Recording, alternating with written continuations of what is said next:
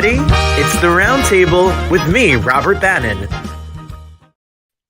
I'm just trying to eat string beans in peace.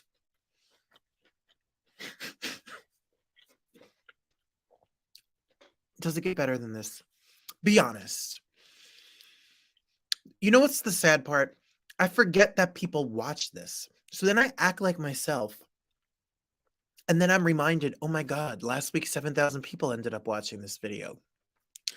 Hi, everybody. My name is Robert Bannon, and this is the Roundtable. Happy Thursday. It's so nice to be with you all. We have so much to get to, and we have such wonderful guests. Andrew Barth Feldman and Alex Boniello are here. They're about to be big stars. Andrew Barth Feldman is co-starring with Jennifer Lawrence in a brand new movie. Alex Boniello is about to be the new Descendant to star for Disney. They're both here to talk about their new murder mystery. And then Miki, I read Miki's story that Miki got married. Miki Abraham got married and opened Shucked the same week to her husband, who opened Parade all in the same week. And ask Mike, who's watching this right now. We went to see Parade. The husband is Alex is phenomenal. So don't miss that tonight. We have really, and I have all the recap of this crazy, crazy week. And all of the fun that went along with it. So it's good to see you. My mom is here. Edelyn is a student of mine, is here. My Aunt Fran just told me she's watching. The Boo in Detroit is here. The Mike is here. And the traditional, typical, my loving roundtablers. That's my lattes and my Christine and all of you all that are here. And Abby, hi, she's going to watch us this weekend. She's on vacation in the Canary Islands. So should we get to it? Let's get to it. I'm ready. Are you ready? That means it's one thing. It's time for the Week in Review. Well, the Week in Review starts with a really fun trip with some of my oldest, closest friends. I went to the Yankee game. I haven't been to a Yankee game since before COVID. My friend Mike got us all tickets for Christmas. Look at the Bronx in its glory on last Saturday. It was gorgeous. And Mike and my friend Janae, who I've known forever, and her husband stopped in a bodega and they bought beer and they drank it in a brown paper bag on the street, like the degenerates that they are. And and it was so much fun. And I had so much fun at the game. Here we are. That's 25 years plus of friendship of us all together. And it was little Sam's first Yankee game. And how do you beat a first baseball game ever? My first baseball game was at Shea Stadium. I was in kindergarten. Someone gave my dad free tickets. And then my dad didn't know how to get to Queens. So we got lost, missed the game. And that's why I go to counseling twice a week. Yeah, so that was on Saturday, which was super fun. And we went to my friend Janae's house and we had a really good all time. It was a good time for sure. And then on Monday, I worked a gala. Excuse me, string beans. I went to a gala at Capital, which honored the acting company. The acting company celebrated 50 years of being a group that promotes new actors. They give them equity, union rates. They travel around the country and they perform for schools. And it was a really lovely event, a really nice event. It was a classy event. This is how they served hors d'oeuvres. On the dress, they had all these hors d'oeuvres. Beautiful, gorgeous, high ceilings down in Little Italy in the Chinatown section of New York. And Sarah Bareilles was there. We snuck a moment and showed her some love. Rainn Wilson of The Office got the Lifetime Achievement Award from the organization. He actually comes from that organization. Before he did The Office and wrote his new book, he was from the acting company, and that's how he got his Broadway debut. So it was a really nice night. It was way fancy. I should not have been there. But I really appreciated it. And that video is now up on the YouTube channel. So if you want to find my YouTube channel and you want information about all the things that we're talking about, you can go to robertbannon.com and just make sure that you like, comment, share, and subscribe so you don't miss a moment. If you're watching us on YouTube right now, click the subscribe button and join us weekly. And there's a lot of bonus material that's popping up, and you're not going to know unless you subscribe and follow us. So I appreciate that. And then on Tuesday, I dragged Mike into the city and Mike played cameraman for the opening. It was his second opening filming for the opening of Summer 1976, which stars Laura Linney, which is now playing as part of Manhattan Theater Club. And we had a good time, Dexter and Oz and all of the David was lovely, and we had fun. And how much do you love Jill Eikenberry and Michael Tucker of LA Law fame? Mike had told me, because he does his research, that they were celebrating 50 years of marriage. So we talked about what does it take to make a good marriage. It was really sweet. Jocelyn Bew is a playwright who's brilliant. She comes from Africa. Her show's coming to Broadway. She chatted with us. Tom Kitts got 4 Tony Awards, orchestrator, writer, Jagged Little Pill, and all of the etc.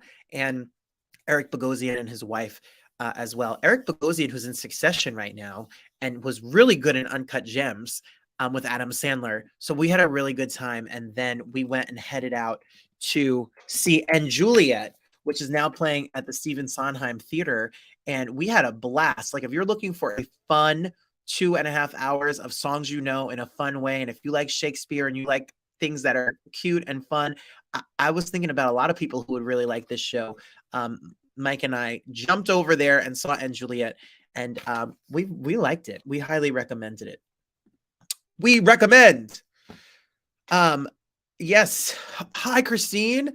Yes, I'm living my best life.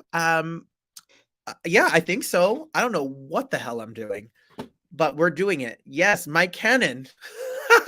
Like the camera. I get it. Yes, Jill and Michael were so sweet. I wanted Mike to take a picture with Jill and Michael because I just think Mike's he's so under the radar about it. And I appreciate that so much. But sometimes I want Michael to say, listen, Jill and Mike, I've watched every episode of Law and Order, or Law and LA Law. You know what I'm saying. But he's so professional. I appreciate you, Mike. Thanks for doing that for me. And yes, and then on Wednesday, I went to the opening of New York. And it was a lot of people, a lot of press, a lot of chaos, and a lot of fun. It was a long day. But yeah, a good New Yorker, forget about it. And yes, we did steal a couple of moments with the one and only Lin-Manuel Miranda. And he was as charming and sweet as ever. And that's David Hyde Pierce above my shoulder.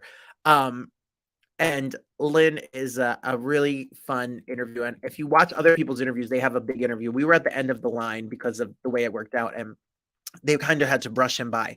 But Joel, who is the young, Christine knows him, Mike, Joel. He's a young boy who's a reporter. He beatboxed, and Lynn did a freestyle with him. Like, Lynn is a class act. And Colton Ryan is the star of New York. And Anna Uzole is also the star. She sings New York. She sings The World Goes Round. They gave great interviews. That's me giving her The World Goes Round choreography. And the planet spins, and the world goes round and round. And she was moved. And I'm sure when the Tony performance comes out, they're going to take some of those moments. Mm-hmm. And we saw John Kander walk by, and I got to say thank you for making the music, because when I was a kid, my grandmother had this VHS tape, which I've talked about, which had Liza, Frank Sinatra, and Sammy Davis Jr. And you'd sing Maybe This Time and Cabaret and Ring Them Bells and all of those Kander and Ebb songs. And I just got to tell him thank you. Yes, we saw Joel Grey, and we got to talk to Joel Grey, and we got to talk to Matthew Broderick. There's Sutton Foster over my shoulder. It's weird. And Alan Menken was there, and Titus Burgess was there, and Vanessa Williams was there. She was the last person to go in, so I couldn't not say we've saved the best for last, which she loved. And I'm sure no one has ever said that to her before. Just like with Matthew Broderick, I did the whole interview, and then I said to him, and we didn't even say Bueller. And I'm sure that the first time in 40 years that someone made that reference to Matthew Broderick, because we are very original. He probably hears it every damn day of his life. But I love Vanessa Williams and I love Matthew Broderick, and it was a lot of fun to have them both. Oh, there's more. Oh, nope. That's the Hey Friend Hey. My apologies. Get it, Bannon. Get it together. It's time for the shameless plug. 'Cause I'm shameless. Well, we are shameless, as we are. And I, in 5 weeks, as per Christine Clifton, who's there in North Carolina, wants you to know that in 5 weeks from tonight, I will be performing at 54 Below to welcome Pride. And we are the first Pride show that Friday night at 9:30. So stay up late, drink a Red Bull, and get yourself to New York City. It's called Robert's Pride Playlist. And you can use the code BANNON5 and get $5 off. There's 19 main dining room seats left. That's it. There was 100. There are 19. So this is calling all VIP roundtablers. This is your moment. This is it. Get your tickets before those main tickets are gone. And then you have to pay a lot of money. And that money doesn't go to me. That money goes to 54 Below. So get the tickets that are on sale and get the regular tickets. Get them now. Go to 54below.com or go to robertbannon.com and come and see me. And we are booking Pride events 5 weeks from tomorrow, June 2nd at 54 Below. Special guests, a full band, duets, and a whole extravaganza. It's a disco party. It is diva anthems. You've heard my story. I'm not telling it. We're going to just have a good old time. Bring dancing shoes, get ready to clap, get ready to sing, and have a good old time. If you are watching and you watched the shows last week, I have a special bonus this weekend. Ah! Oh, yes, this happened. This really did happen this week.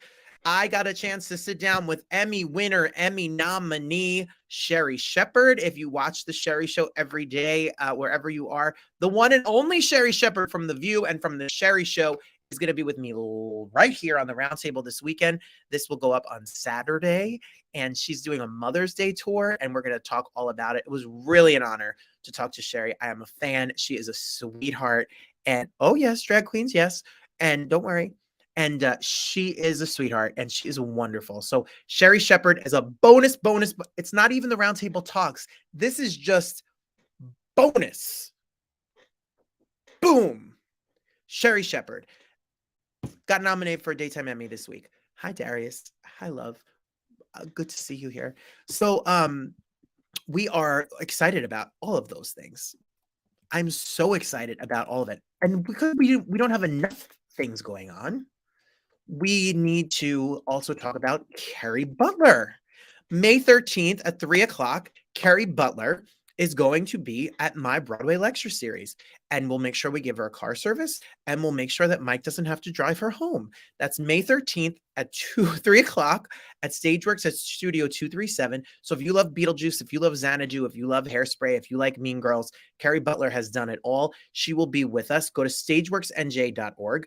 and make sure you get your tickets to see Carrie Butler. She's going to sit down with me and have a conversation about how she became a leading lady on Broadway in an intimate setting. There's tickets that you can get that are also meet and greet tickets that you can meet her. And if you go to our website, or you go to Stageworks NJ, or you go to the Instagram page, you can enter to win a contest for 2 free meet and greet tickets that we will be spinning the wheel right here on the Roundtable. So there is a lot going on. Mike says he's a very good driver, so he can drive all the divas. And Christine sends love to Darius and Mike and Mama Rose.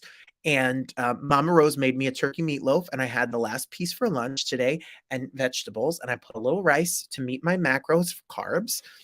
And I ate a little too much rice, which is why I ate chicken and string beans for dinner. There you go. So make sure. So to recap, 54 Below, get your tickets. Broadway Lecture Series, get your tickets. Sherry Shepherd, this weekend, make sure you watch. Tonight, make sure you watch the premiere of New York, the interviews. You're going to want to see them. And we have content and shows booked for this month. And then June will be a whole month of Pride shows for the Roundtable. And clips and videos from wherever I am going to be in the world, which will be coming out soon as well. Don't believe Darius. Don't believe Mike. He's a very good driver. He's a brand new car. Congrats, Mike, on your new car. All right. Everyone's trying to get brownie points with the people in my life, and I love it. Hey, friend. Hey. Hi, friends. You're all my friends, and I'm happy to have you here. And I saw some friends over the weekend, so take a peek. I'll be there for you. How you doing? Oh, yes, and I think of, Christine, she has choreo for that. We saw Wendell Pierce, who has done this show, and, that's one of the producers of the show, and I saw Wendell, and Wendell was going by, and I can't stop but to say hey to Wendell. I hope when the Tony nominations come out on Tuesday, they honor Wendell because he was so amazing in Death of a Salesman. Me and Mike went and saw it, 3 hours, riveted. He's amazing. We had a great chat, quick chat about that, and I was just talking about Cheetah. You know, Cheetah is Tony winning icon. Her memoir, Cheetah: A Life, comes out this week, and Cheetah spoke with us. And I'm doing an event with Cheetah the same day as Carrie Butler, actually. That evening, she's being opening a spa, and they asked me to come through, and I loved and talk to Cheetah. So we're going to have a special moment with Cheetah for you, a longer version of that, and to talk about her book coming up. But it's always good to see her. And then my favorite story is that on Tuesday with Mike, I saw Victor Garber. I met Victor Garber. So next to us was, do you have a minute for me to tell the story? So next to us was a reporter who was doing social media work. And a lot of people nowadays try to do questions that are TikTok quick. So they try to ask you, do you like baseball or football? Do you like the Yankees or the Mets? Do you like Candor or Ebb? Do you like whatever? And I hope you can't pick between Gander and Ebb, but you know what I'm saying. So they have these questions. So her questions were, and no shade to her, she was hired from a company. Her questions were, what were you doing in the summer of 1978? Because that's the name of the show. And then the show is about friendship. So what is who is your best friend in the industry? So, and then you come to us, and Mike has a paper with all these rules and roles and things on it. And then I have my paper with has all of how many awards you've won and the shows you've won, because we want to talk a retrospective. We're show artists about art. So the people next to us ask Victor Garber, and he says, I don't remember what I was doing in 1978. And I'm not going to answer the question about who's my favorite friend in the industry. So he comes to me and I said, can I steal you for a minute? And he says, but did you just see how terrible my interview was? I don't do well with these games. So I said, no, just a minute. And we talked about me seeing Damn Yankees in one of my first Broadway shows, and then seeing him in Art, which my mom's watching. You remember we saw Art, Mom, with Alan Alda. Mel Brooks was there. So I said to him, we bought at the Broadway flea market. Alan Alda drew the ending of Art. It's a skier. He draws a painting and this whole thing. So Victor Garber and me chatted about it, and we had a good conversation. And he's such a guy. He's a great guy, right? So there's me and Victor Garber. So then the next night at New York, I see Victor Garber making his way down the carpet. So he comes to me and he says,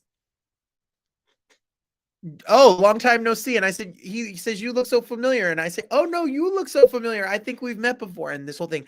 And I said, we talked yesterday. We talked about Art. We talked about Damn Yankees. And he goes, yeah, so I'm boring. So there's nothing else to talk about. So I said, well, when I posted a picture of you, I kept getting DM'd and asked, why couldn't people save you from the boat? A reference to film, meaning Titanic, because aside from Broadway, he's done Legally Blonde, and he did Alias, the TV show. He's done a First Wives Club, a million movies, and Titanic, where he designs the boat, and then he's in the foyer and he holds the clock and the water gushes in and Victor Garber drowns. And he said, people don't ask. I said, how many times do you get that question? And he busted out laughing. You know what? Watch the video for his response. He's a sassy guy. That's his face upon the question. I kind of like him. I like him. He is really funny. So yeah, living my best life. There you go. Hey friend, hey Victor Garber. If you would have told 12-year-old Robert when he went to see Damn Yankees that see Christine, you saw him in Art. You know what I'm talking about, the skiing down the slope. What the hell is going on? I'm having a good time. No complaints. Speaking of having a good time, I'm really excited for our guests tonight. Look, I gave you 20 minutes of nonsense. I'm really excited for our guests tonight. I want you all to check out this program that they're running. I want you to be fans. We fan out for our friends here. And these next two are superstars. And one day you're going to say, hey, I saw them do the Roundtable, and they're really fantastic. Andrew Barth Feldman and Alex Boniello are here. And I can't wait for you to check them out because they're super fun and super talented. Take a peek. So I was almost late because I got a sneak peek. I have a sneak peek, everybody, at Foul Play. You need to be. This idea is amazing. And when you see the quality and how good it looks, and you get lost in this.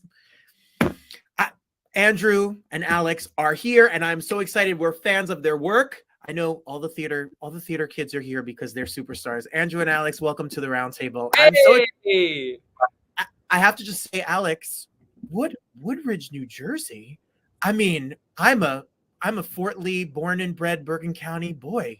Okay, so I go to Fort Lee all the time to go food shopping because it's easier than food shopping in the city, and I have a car. There you go. So, and I walk the bridge into Washington Heights. Also, I'll see you at the Acme or wherever you food shop. I go to Trader Joe's, the one in Edgewater. Better, even better. You don't have to spot me, everyone. You go to once every 2 weeks. Head out. Andrew and Alex, you came up with it. I'm going to get right to it before your past and your future and all that's to go. I'm a little obsessed with this idea now that I got a chance to play Foul Play. How did this idea come about? How do you explain it to everybody who's watching? You've hit upon the hardest question of all, because it's really, really hard to explain without playing it. It's really a special thing to have in your hands. But it happened because I was really obsessed with murder mystery parties. Like look at that, our poster. I've been obsessed with murder mystery parties since I was really young, and I would host them at my house. I wouldn't write them. I would get them from services online. And every year they become more and more elaborate. There'd be strobe lights and fog machines and cardboard things. And the last one I did before the pandemic, Alex was actually there because I was in Dearborn Hanson at the time. So then the pandemic hit, and I was so devastated that we couldn't keep doing them. So I started doing them on Zoom, and that was really interesting. And so then I was like, let's figure out a way to do this online and bring it to people. And that's how Broadway Whodunit came about. And on that, we were doing it on Zoom, streaming it to different pages on our website. Like, it was a very rinky-dink version of what you see in front of you on Foul Play today. But we always knew that it could be this, especially Alex. When I pitched the idea at first, he saw Foul Play and he was like, well, we can't do that. That's impossible. So we did the ragtag version, and now here we are, and we have the version that's always been in our heads. Well, you can play, and there are people in it that you know, that you love, that are Broadway superstars. Besides these two, I mean, there is a litany of stars that come. There are 5 episodes. They come out every single Friday. And what are we going to feel when we play? It's a mystery? Are we going to laugh? Are we going to be angry and we're going to be happy and we're going to feel the rainbow of emotions? Tell us, what do you think it is? No, I feel most of those will be felt, probably except anger. I do feel like, yeah, we've worked pretty hard to keep you unangry. No, it's definitely a comedy, right? It's definitely a comedy. It's definitely a legitimately difficult to crack murder mystery. You really do need to be taking notes. Andrew, alongside of 2 kind of tabletop Dungeons and Dragons, frankly, legends, B. Dave Walters and Brennan Lee Mulligan were part of the writing team, as well as Arti Gallipudi, who's been in and around pretty much every comedy establishment in New York City over the last handful of years. So it's definitely meant to be challenging and definitely meant to be super funny. So you'll feel all the, I almost said you'll feel all the things, but saying all the things gives me the ick in a way that I don't like. You'll feel something. Yes. Kind of icky, but yes, you. And we're talking about, when we look at some of the cast that you have on the show, Gavin Messerels, you have Michael Urie, Alex Brightman, Rob McClure. I mean, their names. What I was so impressed with when I logged in, I had this idea, and excuse me for my naiveness. I thought it was going to be what you said, a very Zoom-looking, rinky-dinky, we're on a little. This is a full-out production. Yeah. Yeah, you're kind of streaming 12 movies at once on your computer, but you're editing it in real time. That's kind of the idea. It is really, really so well done and so fun. It's a great thing to sit around with a friend or play. It's really a great idea. The first episode, Murder at Vanguard Mansion, is out. And then episode 2, which I have not gotten a chance, but I will in a week. The true real life of real life people.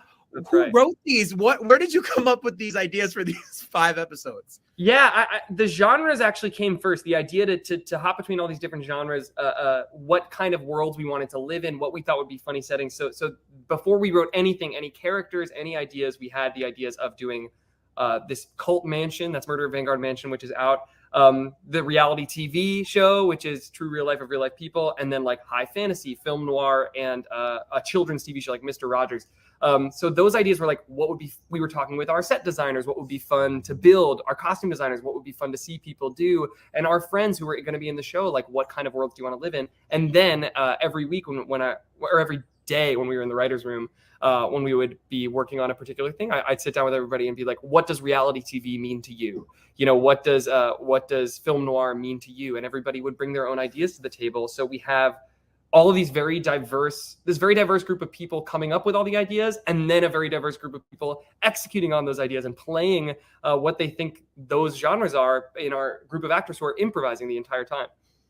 They are. Oh, there is no set script. They're improvising. Right.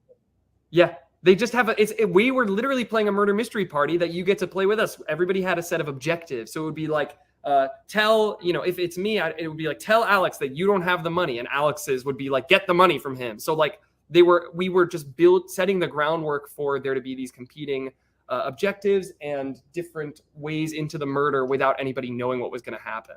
Well, I was just fascinated by when you just said the different types, like a reality show murder, like a children's show, like Mr. Rogers' Murder. Yeah. Like, how do we not want to know what happened and what's going on? Now I'm every week, every Friday, you finish work on Friday, you come home, grab a friend, grab a drink and a pizza and have a murder mystery. It's like a party already for you right here on your computer. Exactly. And of course you can keep playing it after Friday's over. You have it forever online available to you. So anytime you want to dip back in and see something different, because you're going to catch something totally different every time, because at any given point you're missing 75%. Yeah, we're still like having tests and because by the time this is not aired. By the time your show is aired, our show is not yet aired. Yes. So we're still like doing behind the scenes testing and stuff, and still on our text thread we'll be like, I literally didn't know that so-and-so did this. Like, we've been watching these for almost 2 years at this point in building this,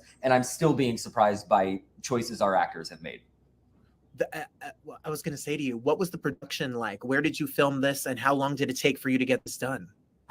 So we filmed it in a studio in Greenpoint. Gowanus. I always say Greenpoint. Gowanus. That apparently doesn't exist anymore. It doesn't. That's how long we've been working on this. But yeah, it was only the filming of it was only like a week and a half, if you can believe it, which is sort of the magic of this whole thing. And like, no matter how many times we talk about it, I don't think anyone's actually going to properly have their mind be as blown as ours was when we showed up on set. But it would be, the best way I can describe it is, we show up on Monday for our first case. So like, let's say murder at Vanguard Mansion.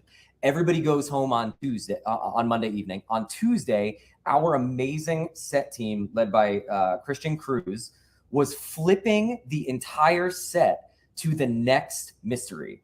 And then on Wednesday, we're back. So we're talking a 24-hour turnaround time, because we had to shoot this in a week and a half. And, you get to set and there are 4 rooms that are attached to each other by a little hallway that the actors got to navigate. 12 cameras running total. I mean, it fully felt as close to what I would imagine like walking on set for like SNL would feel like, frankly. It was mind-blowing. Sometimes I look back at our little videos of when we'd like show our cast the set for the first time of the day, and I still actually can't believe that not only we pulled this off, but if I may say so myself, we pulled it off well, and it's amazing. The production value is fantastic. I feel like I'm watching a regular streaming, like I'm watching a television show, but I'm involved in a part of it. It's so beautiful and well done. Thank you.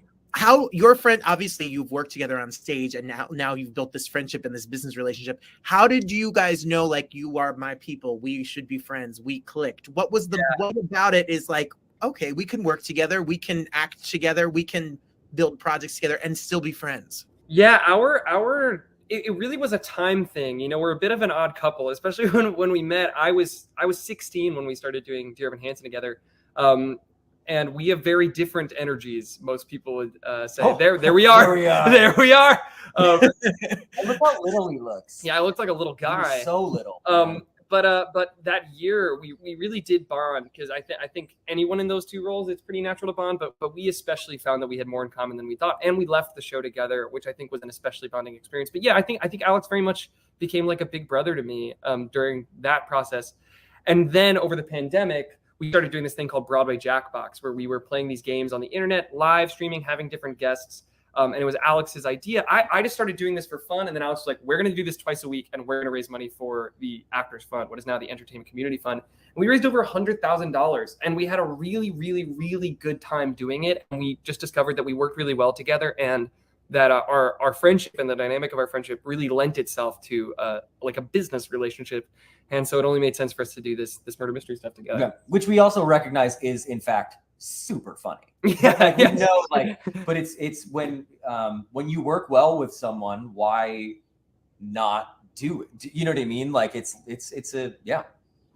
Well, if you don't mind, we're going to take a quick walk down the memory lane. Right. You and Alex. We'll start with Alex. Alex, we can go back to some of these pictures, like American Idiot or and Spring Awakening.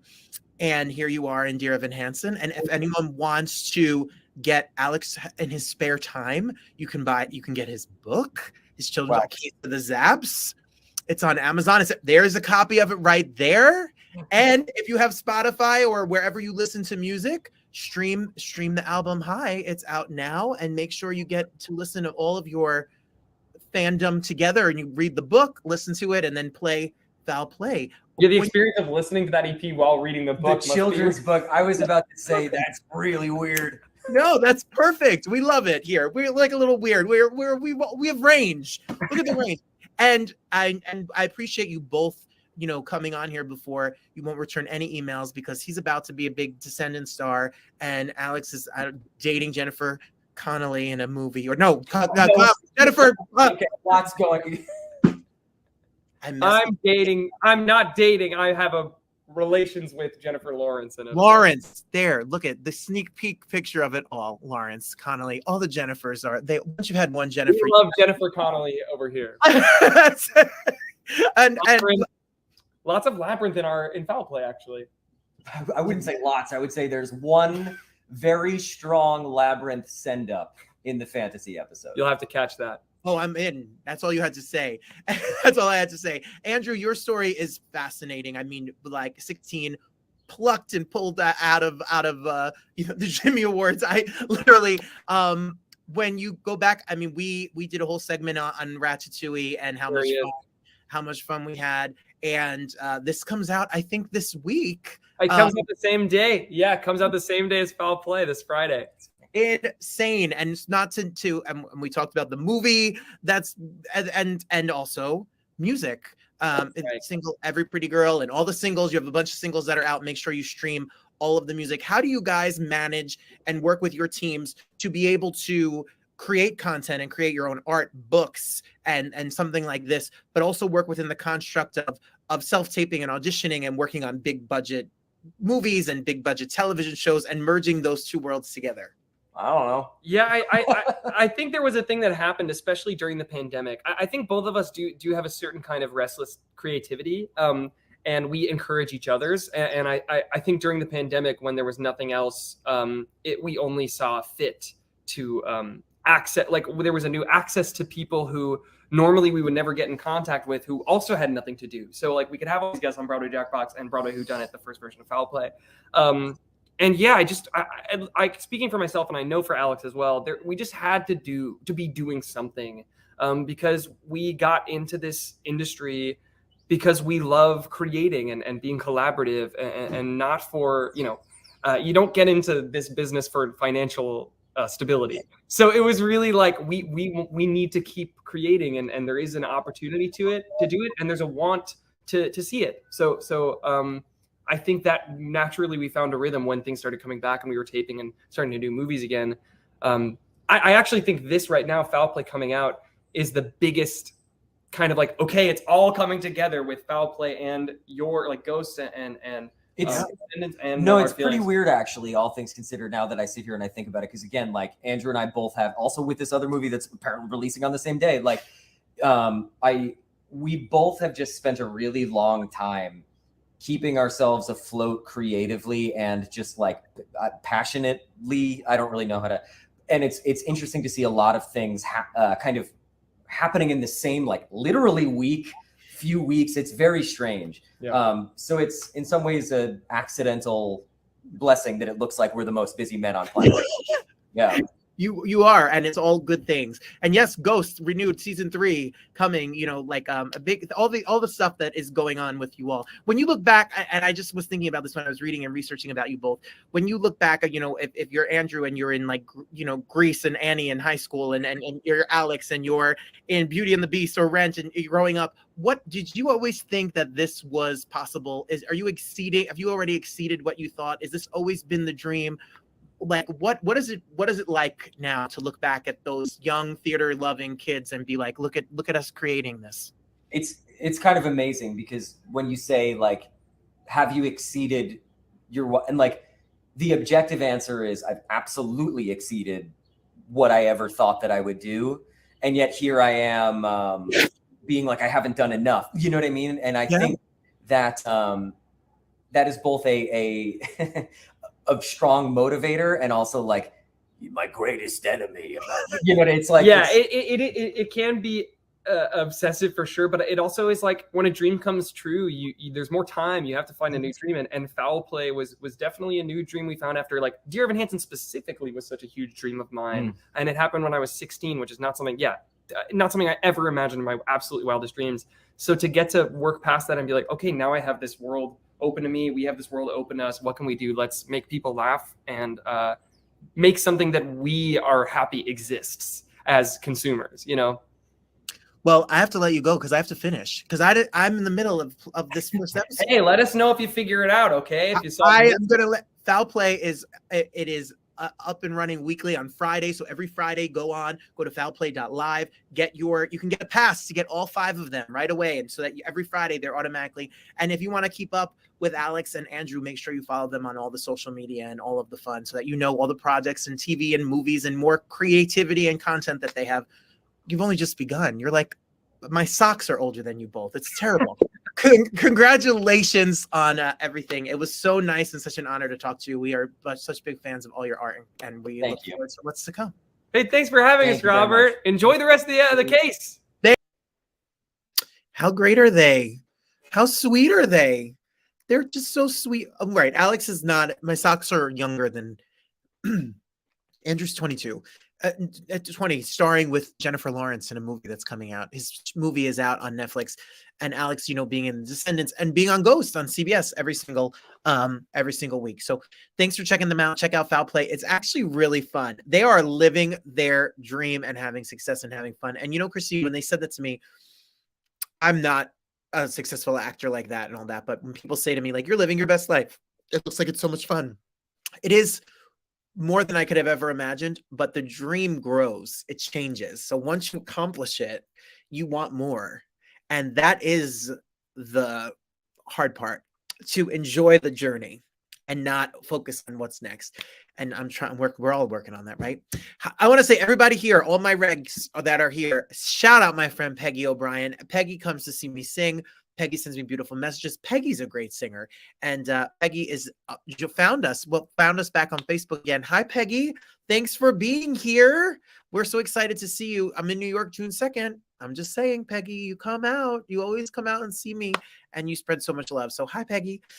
Everybody that's here, I was on TikTok posting something. I'm not a big TikToker. I don't go on, I don't scroll the For You page, and I don't get it. But I just so happen to sometimes get a lot of Broadway stuff, because when I post these little clips of these interviews, a lot of the times it's #Broadway, #theater. So I go on, and the first video that pops up is this beautiful personality and person, and she is just light, and she is just beaming and telling a story about how she got engaged during COVID and then planned a wedding, and then her husband, soon-to-be husband, got a Broadway show, and then she booked a Broadway show, and they both opened the same week she was getting married. And I was like, what? And then Mike and me just had gone to see Parade, and we both said that her now husband was phenomenal in the show. And I reached out, and Miki came on to tell us all about what it was like to get married and open a Broadway show. Take a look at Miki Abraham. This is a really cute story, y'all. Everybody, so I was scrolling through the internet the other day, a couple weeks ago, and I read a story about two artists who are amazing, who were opening shows on Broadway and getting married.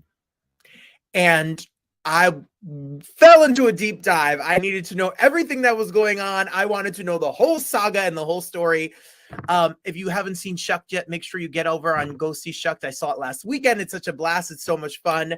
And if you haven't seen Parade, then you have to see the husband. Go see him in Parade. Wait till Tony time because you'll be hearing his name a lot. He is amazing. We have Miki Abraham Grayson here, and I need you to celebrate and congratulate her on her wedding. Yay! You're a married lady. I'm a married lady. I don't have on my pretty ring right now. I have on my workout ring, but yes. If you would like to see the pretty ring, you can look for it in the New York Times. Yes, absolutely. Here we are. Look at us. Red, you're so beautiful. You both Thank are so you. beautiful. Thank you. Okay, this is what I know. Yes. You're doing Once on This Island tour, Yes. and you see this other performer. And when was the moment where you said, okay, fine, we'll do this?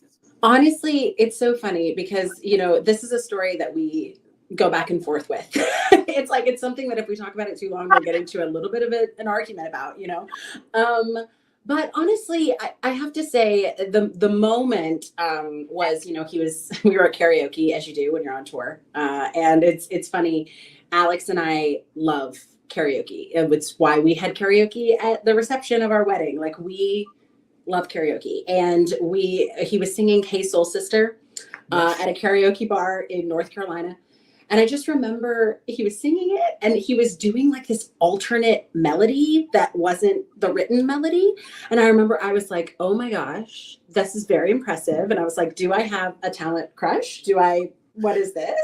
And it was funny because like prior to that, I mean, we both understudied Papa Gay on the tour. So he was the first cover, I was the second cover. And I don't know, there was always just like this weird thing between us where I was like, are we friends? Are we not? I don't know. I don't know. And when he sang that, I was like, okay, definitely have a talent crush on this man. He's incredible.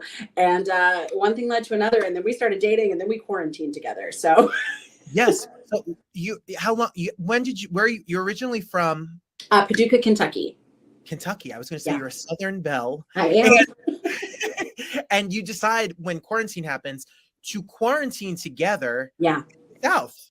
Yeah. It's funny. I always grew up thinking, my mom is from Eastern Kentucky. She's like from the mountains, right? And I always said that if the world ended or if there was an apocalypse or something, I wanted to be where my mother was. Like, I would always make that joke and be like, I want to be where my mom is. And when the pandemic happened, I was like, oh, is this the moment? And so I was like, I'm going home. And I remember I told him we were in Vegas at the time on tour. And I was like, look, I don't know what's happening, but I'm going back home. Like, I'm going back to Paducah. And at the time, his mom was working, his mom was a nurse and she was working like, frontline workers and couldn't really have anybody else in her home, and his dad wasn't in the States. And he was like, can I come with you? And I was like, yeah, babe, let's do it. And we quarantined and we'd been dating for like 2 months before we quarantined together. So it was wild. I have a cousin of mine who met her now husband January 2nd. Yeah. They met together because of COVID. They lasted through COVID, got engaged during COVID, and then got married the second they really felt like we were out of COVID. Yeah. What kind of process was that to be with someone for 2 months and then live with them 24/7 lockdown? Yeah. In a global pandemic. Yeah. I mean, we got kind of lucky because my dad had a friend who owned a house that he used as an Airbnb. So we were not quarantining with my parents. We were quarantining in this like 2-story house. We got very lucky. We had a lot of space. So that is one thing that I think we were very privileged to have the space, and we didn't have like a looming thing of like paying bills because it was an Airbnb. They were like, it's empty anyway, just stay there, it's fine. So we definitely lucked out in that regard. But I mean, I think we just obviously we're married. We get along so well. Like there's something about our personalities that just mesh. And there was never, I mean, obviously there's like arguments, like you're gonna have arguments. Obviously there was times where I was like, oh, I'm so bored. Like, I just wish that I could go do something. Like, we all had that experience. But I think that like, because we just mesh so well, it was like, I'm going to go up here and do this. You're going to do this. And then we're going to come together at this time. We just like thrived on creating a schedule, and it just worked. So how did you get engaged? Go ahead, tell us. So how we got engaged. So we were actually in Nashville, Tennessee at the time, because we lived in Paducah, Kentucky for a bit.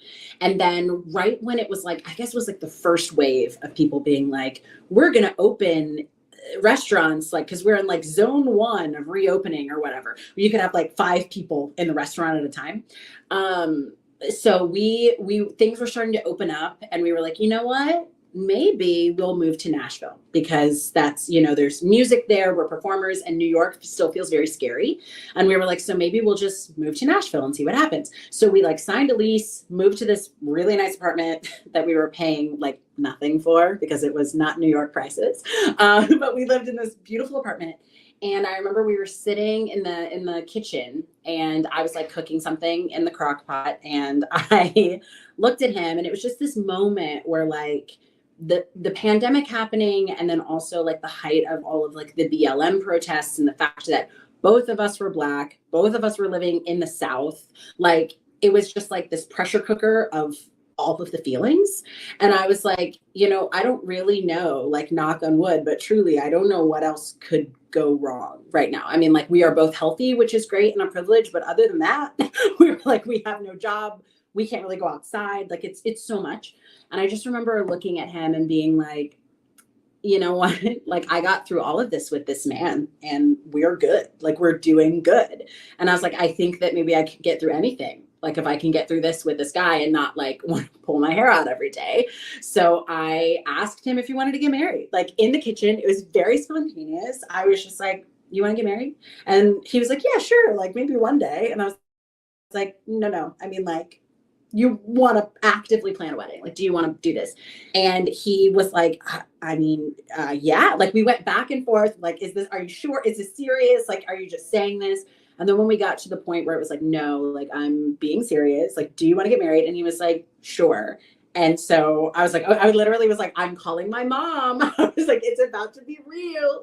And that's where we, you know, we decided we were going to get married. And then we ended up being engaged for 2 years, because like we were going to get married last year. And that was like the height of like the Omicron thing. And he was doing Girl from the North Country at the time, and it had like just closed. And I had like just gotten back from another job that I'd done somewhere, and it was just a bad time. And we were like, let's just postpone it for a year, and like, hopefully things are a little bit better. So we postponed it. We were engaged for 2 years, and we finally made it 2 weeks ago. You made it 2 weeks ago, while literally the timing of you both opening shows, big, mega monster Broadway shows, and then just a wedding smack in the middle of it all. Yeah, it's nuts. It was kind of like, we knew that he, you know, well, first of all, we didn't know that this was going to happen. Obviously, when we planned the wedding, both of us were on unemployment, I think. Like, we didn't know, and that's what happens when you're an actor. But like, nobody knew. And so I remember that, like, when we saw the dates and we saw like Parade offer came through and Shucked offer came through, and we were like, oh crap, like, this is, and like, we were so thankful to like our teams, like our agents and managers and the producers and stuff, to be able to like let us do this, because we were just like, great, we accept this, but also we're just getting married. Like, if we could just do this. But what made it really, really nuts is that like it was crazy planning the wedding, and, you know, Parade being in tech and rehearsals and all that. But really, the crazy thing was that Shucked opened the same week as the wedding. And what made it even crazier is that, so there we are. Yeah, I'm a swing in Shucked. And so I cover 4 of the ensemble women, and then I cover Lulu, who Alex Newell plays. I'm the principal, like, primary cover for Lulu. And I actually went on the day after opening for an ensemble track, which was cool because my parents were there, and I was like, this is great. Like my parents get to see me be in the ensemble. This is great. And then the next day happened and they were like, okay, so in the afternoon show, Miki, you're going to be in the ensemble, same as you were last night. And I was like, great, no sweat. I just did it. Love this. And then at intermission for that afternoon show, my stage manager was like, Miki, you're going on tonight for Lulu, which was the first time that I'd been on for Lulu. And it was funny because that was actually my last night in the building before I was gone for the wedding. My bachelorette party was that night. So yeah. So I was in the ensemble on Thursday afternoon. We had like a random Thursday matinee. And then I was a principal character Thursday night. And then I went to my bachelorette party Thursday night. And then I got married on Saturday. So, as you do, as we all do. As you have to do. I was going to the show on that Saturday. Uh-huh. And then they were like, the cover, Lulu's out. The cover for Lulu is getting married. And yeah. And what's funny about that is that like, so, we have 2 covers for Lulu, and it's funny because like Alex was out and then I was out. And so then the second cover, who's amazing. She was just on for Storyteller 1, Rayom Crenshaw. Incredible performer. She was just on for Storyteller 1 because she's in the ensemble, understudy Storyteller 1. And so that's her primary cover. And then they were like, okay, you're going on for Lulu. This is your second cover. And I mean, she knocked it out of the park. She was incredible. But the thing is that I found out about that on TikTok. Because I wasn't looking at my phone. I wasn't looking at anything. Oh, you're I was getting married. Yeah. And so I just remember like early Sunday morning, I was like scrolling through my phone, like before we ran away to the Catskills for a couple of days. And like, I was scrolling through my phone and then I like set up like a nightmare. And I was like, wait, what happened? I was like, this is incredible. But that's the thing. It's just like, it's so stressful. And like, you hear like the show must go on, which is really scary and like rough like for the actor. And it's like, it is really exciting like when you can have such an amazing company of people to like come around you and be like, look, you need the lyrics to something because you haven't had ample rehearsal time. Here, we're gonna put it on a clipboard and give it to you, and like we've got you. And like that is what happened. Like this is such an amazing company of people and stage managers and creative team and everything. So yeah, that first week, getting married, just opening the show and all the things that come with a live show and fatigue and all the things, wild. Well, because most of the time when you're going into preview, you tech and then you preview and then you're going to open. Most people go open and you've got married. So it's not like you got married. While we're talking about Shucked, I did get the chance to see it. If you haven't seen Shucked, run over and see Shucked. Robert Horn is funny as can possibly be. Yeah. They're the best one-liners that you're going to get on Broadway. It's the most entertaining evening.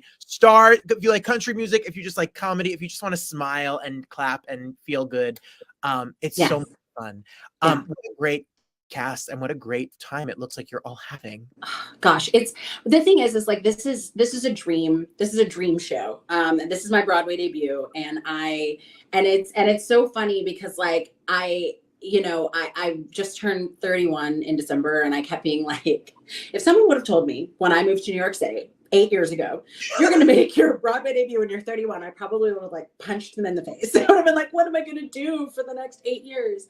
But it's so funny because I remember when I walked out of the audition for this show, and I auditioned for it like 2 or 3 times before, like in the different iterations, readings, workshops, whatever. And right before I booked the out of town before coming here, I remember I walked out of the dance call and I remember being like, okay, I'm pretty sure I booked this show. And I like felt it in my soul. And it was something that I'd never felt before. And I just remember that I was like, and then I told Alex, my husband, I told him, I said, if I don't book this show, I think that I may have to like take a minute, like away, like, because this show is so, I grew up singing country music, fun fact about me. So the fact that I'm making my Broadway debut singing country music is like some weird universe thing that is just like, of course this is my Broadway day. Like, of course it makes sense. And I just remember saying to Alex, I was like, if I don't book a country musical that has people of color in it on Broadway, I might need to take a break. I was like, and like sometimes you get those shows that just like get under your skin, and it's like, usually I'm really good at being like, oh, I auditioned, I didn't get it, okay, on to the next. But like this one felt different. And I just think it's amazing. It's just like literally, you know, people say it about romantic relationships, but I'll say it about a Broadway show. When I knew, I walked out and I was like, I killed it. I'm going to book it. Well, if you want to know I'm sure when you know that you're going on for Lulu, I want to see you sing the Lulu Act 1 song. Listen. Come on now. We could follow you, and also on TikTok, because I originally saw your TikTok video, made me all the way going, and I had just seen Parade, and you know, there's Alex in Parade. Oh, gosh, it's so good. He's a superstar. Like, he is an acting, singing phenom, and you're gonna know, everyone is gonna be, he's the sky's the limit for both of you. I know. It's so funny when he booked Parade. I remember he booked it at City Center. I think it was like 2 days before I left to do the out of town run in Salt Lake City of Shucked. And I remember I was like packing up my stuff, and I think he had like just got the offer. And I was like, okay, well, I'm going to try and come back. Like, I'm going to try and come back and see it. I don't know, because obviously we were all on the same schedule. And I was like, I don't know. And I'm in Salt Lake City. It's not like a little jump, you know? Yes. And I was like, no, I'm going to try and come back. And I took a red eye, because we didn't know if it was going to Broadway at that time. And so I took a red eye and I flew here to see Closing at City Center. And I remember I had like a terrible seat. Listen, I was so far away. I was like, like trying to see, but I just remember seeing him up there and being like, I don't even feel like that is my partner. Like, because I wasn't in the room. I wasn't in like our apartment when he was working on it. So like, usually I like hear these songs, you know, and I'm like used to it. But I hadn't heard him sing anything. I hadn't seen him work on anything. And I just remember sitting in the audience and being like, oh my God, like he's incredible. Yeah, I'm a huge fan. Me too. Both of you. Yeah. Go see Parade as a matinee, and then go see Shuck to shake off Parade and have because yes. You'll need some fun and levity after you see Parade, especially his number. If you love her personality, which I mean, can you not? I mean, is it possible to not? You are a career and self-esteem counselor when you have spare time in your time. What do you do? Tell us how you help people. What does a career and self-esteem counselor do? Yeah. So it all of this started. I got my life coaching certification in 2017 when I was on the road with Beautiful. So I toured with Beautiful, the Carole King musical, for 2 years. And I got my certification then because I worked on a cruise ship and I experienced some of the most toxic, horrible body shaming that I had ever experienced in my life. And I remember it was like my first big job, right? Like I graduated and it was my first big thing and I was so excited. And I just remember being like, wait a minute now, like, is this what I'm going into? Like, is this what my whole career is going to be? And I remember thinking, I need to learn how to deal with it. Like, I need to learn how to navigate my way through this and get some like coping mechanisms. So when I got my coaching certification, I was not ever planning on having a business. Or talking to other people. I was just planning on figuring it out for myself. And then the pandemic happened, and then we didn't have performing. And I noticed that a lot of people that would like seek out just random things I'd post on Instagram, they would like seeking out things, and I'd be talking to these artists and actors that were like, I can't perform anymore. And so now what do I even do? Like what?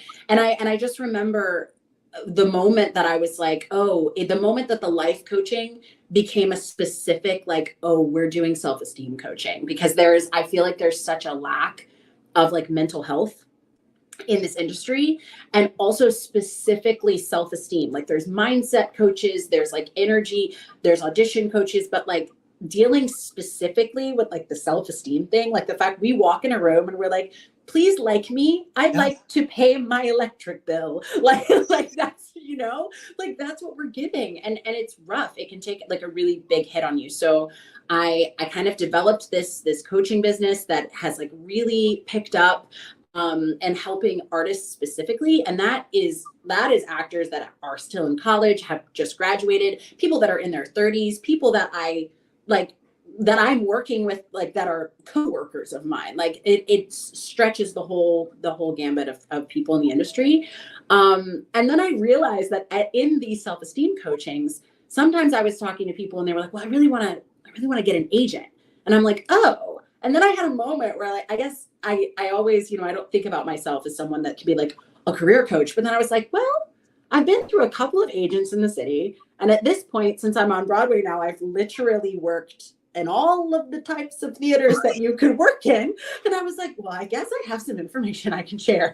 And I was like, so I guess that works. So then I started helping people like pitch themselves to agents and work on cover letters and their reels and everything. So like, I've just really, it's something that I am so passionate about, because I feel like everything that I have needed, I've like created that space. Like I'm trying to become the person that like I needed. So like when I needed somebody to help support when I was being body shamed and all of that, there wasn't anybody. So now I want to be that person. And like when I left an agent that was not good for me and I moved to another agent, I didn't know how to do that because I didn't have a showcase in college. Like I didn't know how to do that. And so now I am that person that someone can be like, I want to leave my agent. I don't know how. Miki, how can I do this? So yeah, I was just really passionate about becoming the person that I needed. So yeah, it's something I'm super passionate about. I love coaching. Yeah. You're talking and I'm like, when can I have a session? Yeah. I have so many questions. Right. Yeah. It's my whole life, Miki. I'm ready for everything. Listen. I'm ready. In her spare time, she will fix your entire life. I'll try. When she's not on Broadway with 5 tracks and she's not newly married, she may find time to help you. That's amazing. You can just make a commercial for me. I'm gonna make a reel for this right now. Great. Follow her right now on Instagram Yes. and TikTok and go to the website. Yeah. And get yourself to get, how many people have come to me in this world, like in kids, students, high school students, and they say, I want to know what to do, where to go, what school, we live in it's an industry of fear, and everyone holds on to their secrets so much because they're afraid. Yeah. So let's go. Let's do it. Yeah. And I think something that's like really, and it just kind of goes with the way that I view everything, and like my personality just as a human is just, I get very annoyed when people like are gatekeepers, and I think I posted a video on TikTok a few weeks ago that I was just like, this is how much I get paid as a swing, and this is how much gets taken out, and this is this, because I'm like, who knows that? Like, for some reason, there's this thing of like, oh, well, I'm not going to tell you how I got my agent, or I'm not going to show you my cover letter or my reel. And I'm like, no, like, let me show you all the stuff, because like, let's all win. Like, and also I don't, a big thing that I talk to my clients and stuff about is like, I don't really believe that like competition is a thing, especially like in this industry. So I'm like, I'm going to show, even if you are the exact same type as me, like you are a mid-size 5'10" biracial curly girl, I'm going to still show you my reel, show you my resume, because like, you're not going to book something I'm going to book, and I'm not going to book something you're going to book, because we're bringing different energy. We're not the same people. So I'm very much like open book, ask me anything. Let me show you all the stuff, because like, who cares? Like, what is gatekeeping? Like, I hate it. I hate it. I've made posts about it. I made a post about doing a cabaret show at the city, and a reviewer from a famous cab. And I was like, oh, he doesn't do it. No, you don't own this industry. You don't own the way that it's done. There's room for everybody. And the same thing, I remember being in acting school, and one of the other guys in the acting school was like, oh, I don't want to talk to you because we'd be competition. I was 10 years older. You're right. I was like, competition, there's enough work for all of us. I want us to win. I want you to win. I want your husband to win. Listen, me too. I want these shows, so I want the electric bill paid for decades to come. Yes. Work. You're such a superstar. Your energy is infectious, and you probably make every room you walk into brighter and better, because it just exudes. So I'm so excited for you. Congratulations. Thank you. on life, on all of it. It's really wonderful. And we're excited. Go check out, go see Shucked. Yeah, come see Shucked. Maybe I'll be on for 1 to 5 people. 5 people. I can't even memorize the lyrics to one song. She has 5 tracks ready to go. Well, I have 3 tracks ready to go. Okay. No. You gotta pace it out. You know what I mean? I understand. Your pleasure. Congrats. Thank you so much. Thank you. How about that? I love hearing their love story. I love how everyone's love story is different, unique. People make their own rules. It makes me excited to hear about it. Oh my goodness, the show ran late. I thought it was going to be a short show. Look, for all of you haters out there from the pre-show, which you guys weren't here, this chair is so put together and sturdy. In the pre-show every day at 6:30, it gets really wild and uncensored and unruly. And I was telling them that I was building a chair, and it's very safe. It just wobbles a little. No, I'm kidding. Everybody, yes, Christine, Mika is a joy. And you should go see Shucked, because Shucked is great. And next week, so here's our homework. Tonight, New York is being posted. You need to watch it. This weekend, Sherry Shepherd is going to be a special edition of the Roundtable. And then next week, we have EGOT winner. We have EGOT winner Robert Lopez. His wife, Ego winner, she doesn't have a Tony, is going to be here as well. Kristen Anderson Lopez. So, and then finally, we have also Montana Tucker. She canceled a couple of weeks ago, and Montana Tucker will be here. So Montana Tucker will be here to talk about her new documentary about her family, the EGOT and the Ego winners, and all of the people are here. And you all think you're freaking funny. Mike, a chair is still a chair, even when there's no one sitting there. I'm gonna sit in it because Darius thinks he's funny. And if this was on Instagram, my comment would not be appropriate. Look at this. Look at this chair. This is the most uncomfortable chair. No, this chair is heavenly. It's fluff. It's pillowy. I feel like I'm floating on a cloud of masculinity, of Home Depot, that's right. Built this MF for myself. I may just sleep in this chair.